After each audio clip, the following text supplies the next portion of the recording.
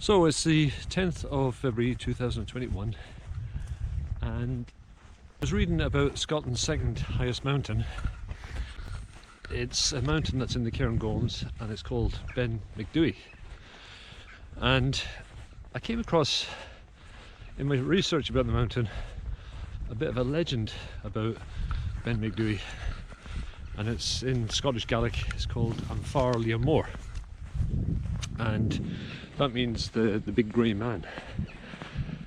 And apparently there was quite a bit of talk in the past about this big grey man, and I was a little bit intrigued by it, so that led me to do some further research on it.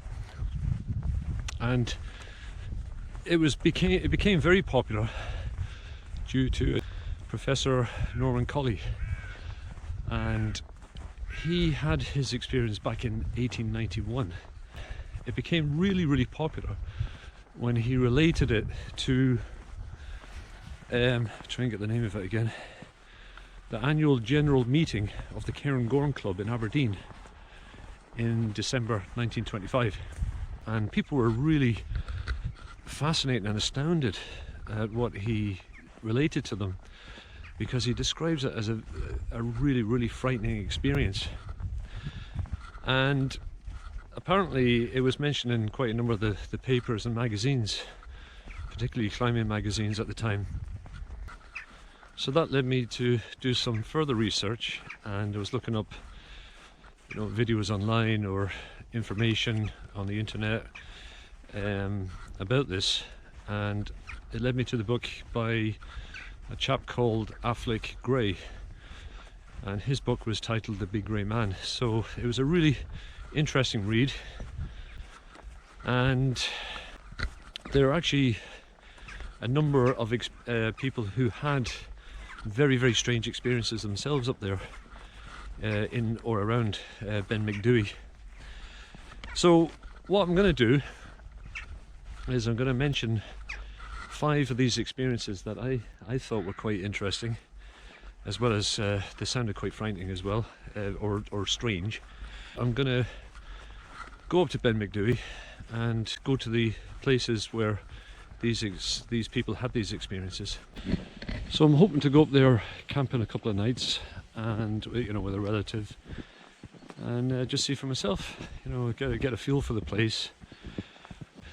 I think if you look at it objectively, there are a whole range of reasons as to why they may have had these experiences, and it could be anything from the Brocken spectre, which is effectively the sun projecting your shadow onto some mist that makes these huge shadows that move about.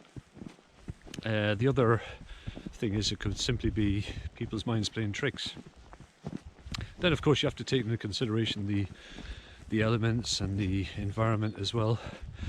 So there are a whole range of reasons. I don't want to go into the paranormal and all that, but some people believe in that, and but whatever the reason for the experiences that these people had, they did have these very strange experiences, and that's what stands out in the book.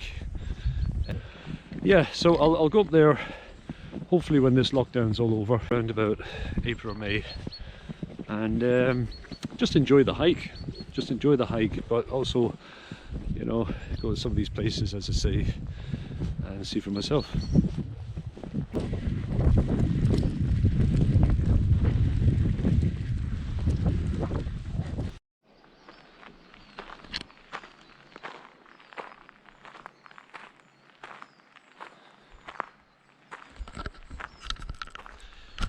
Okay, it's the 30th of June and I'm in Rothiemurchus Forest, which is up near Aviemore.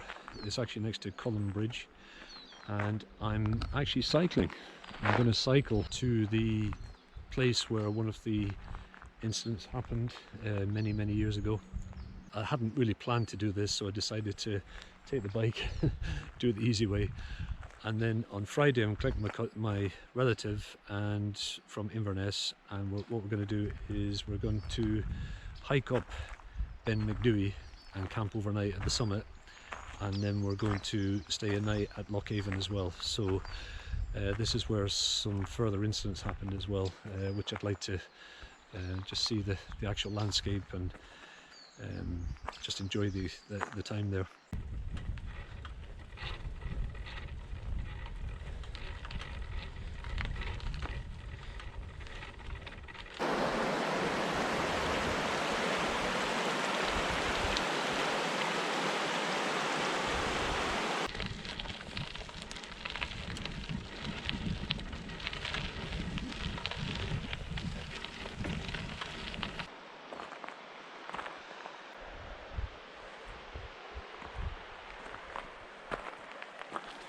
Now that's interesting. I don't know if I can catch that in the camera.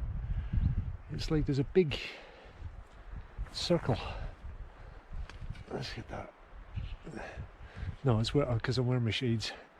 But there's like a big circle right around the sun, almost like a rainbow. Fascinating. They say weird things happen up here. Maybe that's the first of them.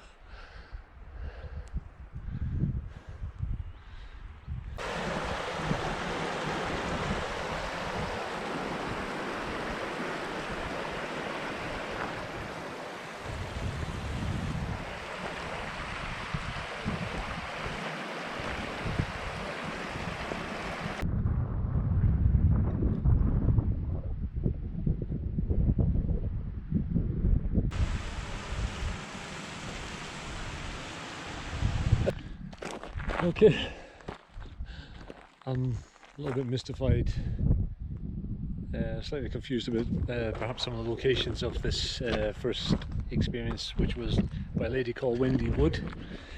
And in one of her books she describes her experience in the book as a flight of terror. Apparently it was a dull day, plenty of snow on the ground, and she was admiring the cliffs of Cairngorms and also the Shron na Larrig, just around about there as well. And she describes how she didn't want to go any further because there was boulders underfoot and so forth. But it was at that point that she suddenly started hearing a very loud, thunderous voice of quite deep resonance, and it sounded like it was in Gaelic. And in fact, she at first thought somebody was crying for help, and she was looking all around her and she couldn't see anybody, so she started searching all around the area to see if there was anyone about.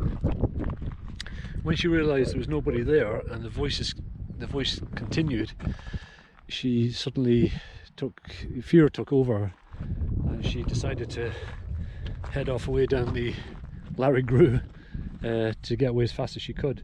But as she was going down the Larrig Grue, she could also hear these gigantic steps behind her as well. So that put the fear in her as well. And it wasn't until she got to the bottom, to a certain part, when she heard a dog barking, that she felt safe. It was just a really interesting read about it. So I'll discuss a few more as we're heading up that direction in a few days' time, up at the summit of Ben MacDhui. Well, we're finally at the Cairngorms here, and a bit of a Jimmy Stewart and Billy the Kid theme going on here. And so we're just heading up the Cor Cass, and we're going to make our way to Loch A'an, and we're going to camp there for the night. We decided to go that way because Paul here has got a bit of a sore leg, so we're going to take the easy route, and then we're going to I think tomorrow, next day, we're just going to come back maybe to the car, but then I'm going to head back up to the summit of Ben MacDhui. There's Loch Morlich down the bottom there. Quite a view from here. Very popular spot for staycationers. So another experience, the most famous experience up Ben MacDhui, was that of Professor Norman Colley. And what happened to him was, he was coming back down from the summit, away from the cairn. There was some light snow, and also it was quite misty at the time. so it kind of added to the eeriness of the place. But as he was walking down, he suddenly started hearing these footsteps behind him, and for every 3 or 4 steps he would take, he'd hear this huge crunching sound of a footstep right behind him. And obviously fear took over, and apparently he fled down the mountain petrified, fled in terror. That's the way he described it. And he didn't feel safe until he got to the part there was quite a lot of boulders and that about. But apparently he told his fellow hikers that, or climbers, that he would never go up Ben MacDhui again. So that's how much his experience frightened him. But it's quite a fan, and there was one that was well written about as well in a lot of the magazines at the time. So yeah, that's Professor Norman Colley. Right, okay, let's hear Paul's theory on it then. What is it, Paul? My theory is that he's covering up a murder. Is that something bad happened up here that he doesn't want anyone to find. He creates a story so fiendish that no one will ever set foot in Ben MacDhui again. That's my theory. That's a fascinating theory, Paul. Thank you for your input on that. My contribution to the project.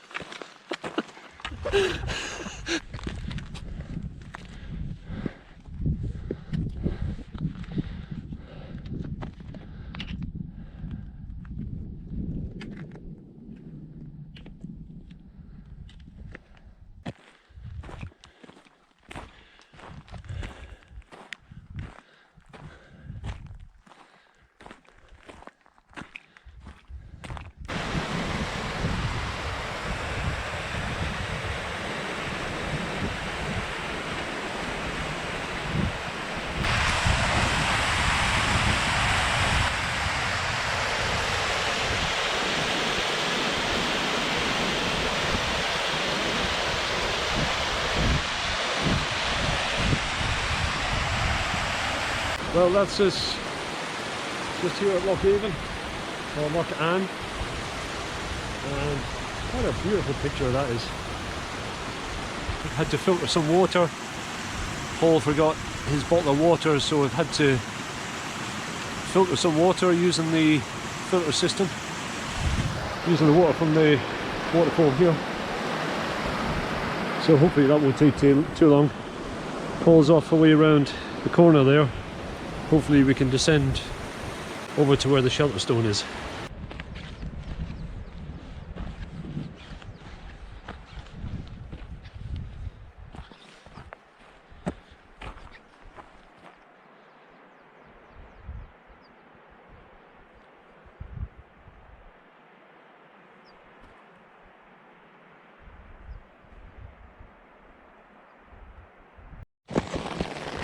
Right, Paul, can you explain what's happened? So my tent's completely wrecked. So I had to spend the night with Uncle Sean in a one-man tent. So only us.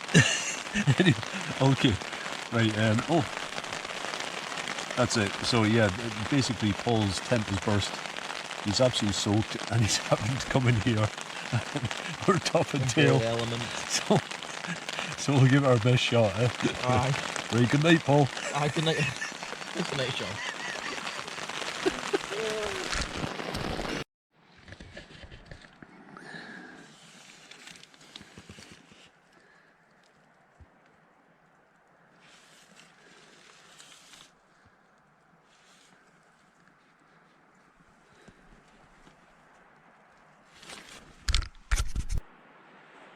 Okay, so this is where we camped last night. This nice little stretch of beach here down at Loch A'an, and there was quite a few other campers beside us as well. I think Paul was so tired that he decided to he just wanted to crash here. His tent leaked and he had to come into my tent.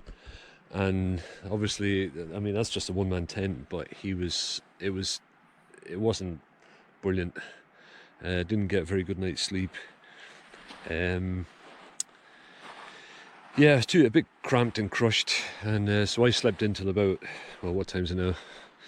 Around about just after 8. I just had to sleep on. So this is the place where Catherine Allen had her experience, and apparently she was here with 3 other people, and they were just, I think, up probably somewhere on the grass verge there, or maybe it could have been over at the other wee beach over there, but it was just down from the shelter stones. So, and what she described was that she couldn't sleep that night. They were kind of sleeping out in the open, and her and her brother-in-law were just looking out over Loch A'an. Beautiful, peaceful night, full moon in the sky, and the next minute suddenly they heard these footsteps going across the shingle, across the beach, and it was quite loud, and they could actually follow the footsteps with their ears, as it were, going along the beach. So it was quite an eerie thing that had happened. So that was a long time ago. I think it was way back in the 1950s. So I'm going to head over this direction here, and head up towards over by Loch A'an, and then I'm going to make my way on up to the summit of Ben MacDhui. I'm not going to camp tonight, as it's meant to be terrible weather. It absolutely poured and rained all last night, and that was the reason why Paul's tent leaked. So I'm not going to be camping out tonight. I'm just going to go up to Ben MacDhui, make my way back.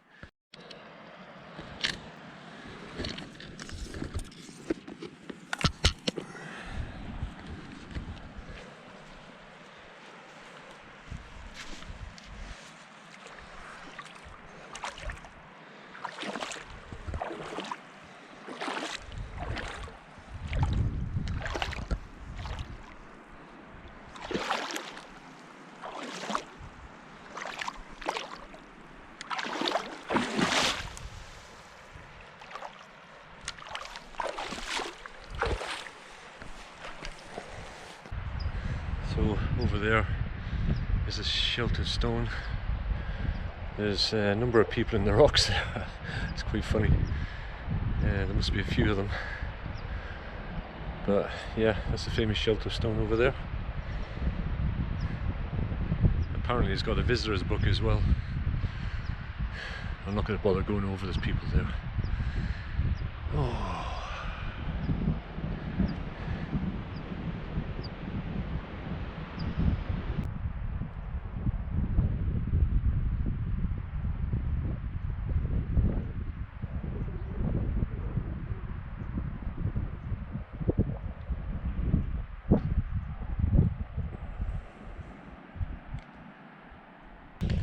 Okay, so I'm just behind this big rock here, just to block the wind a wee bit. So the next wee story was that of a chap called Alexander Tunian. He was a naturalist and a mountaineer, and he was on 10 days leave in 1943, and he was up here in the Cairngorms for 10 days. And he apparently was up near the summit of Ben MacDhui, way up there, and it was quite misty, and it got quite windy as well, and that's when he heard these giant footsteps, which kind of freaked him out a wee bit. And then suddenly this giant looming figure just appeared out of nowhere and just came charging towards him. That's the way he puts it. And he had a small revolver with him at the time. He was using it for small game, and he shot at this figure about 3 times, and then he just raced off down the mountain and way down to Glen Derry, and that's to safety basically. And that was pretty much his story. So a little bit similar to other stories about the giant footsteps, but the large figure, the looming figure, that could have been the Brocken Spectre. That possibly might have been the explanation for that, but an interesting story all the same.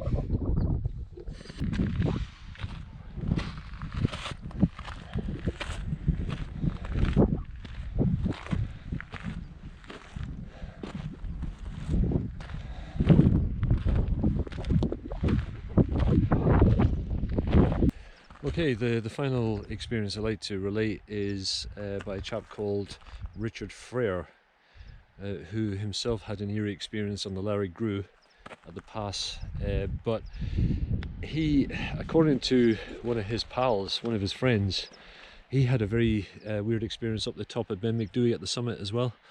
And apparently he was camping that night, and it was in 1940 when this happened, and it was the moon was, it was a bright night with the moon in the sky, full moon, but he felt uneasy for some reason that particular night, and he eventually fell asleep. But then when he woke up, he said he saw something brownish in colour through the gap in his tent, and he absolutely froze with fear, apparently. And he describes what he saw as a large brown creature that was staggering away down the mountainside, and he estimates that this creature was about 20 feet in height and was standing upright with broad shoulders and a tapering waist. Wow. I'm far Liam Moore. Yeah, that is convincing proof of the big grey man. yeah, you know, again, the mind can play tricks, and it's in all likelihood he saw a red deer or something of that sort, particularly at night time when your mind can play tricks. But all these stories, really excellent, really interesting stories to read about, and that's what makes this mountain so fascinating.